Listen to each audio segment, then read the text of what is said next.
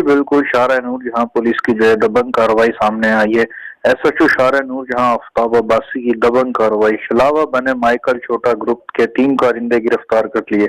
शाहरा-ए-नूर जहां पुलिस को इत्तला मिली 2 डाकू वारदात कर रहे हैं, जिस पर एसएचओ आफ्ताब अब्बासी ने फौरी कार्रवाई करते हुए मौके पर पहुंचकर 2 मुल्जिमान को गिरफ्तार कर लिए। पुलिस को देखकर उनके तीसरे साथी ने फरार होने की कोशिश की, जिसको शाहरा-ए-नूर जहां पुलिस ने नाकाम बना दिया।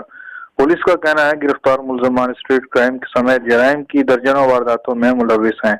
मुल्जिमान बैंक से कैश लेकर निकलने वाले शहरियों और खवातीन को लूटते थे। गिरफ्तार मुल्जिमान में सनी, आकाश और शेरा शामिल हैं। मुल्जिमान से छीने हुए मोबाइल फोन, पर्स और वारदातों में इस्तेमाल होने वाला असला अपनी तहवील में ले लिया है। पुलिस का मजीद कहना है गिरफ्तार मुल्जिमान सनी, आकाश और शेरा पहले भी कई बार जेल जा चुके हैं। जी।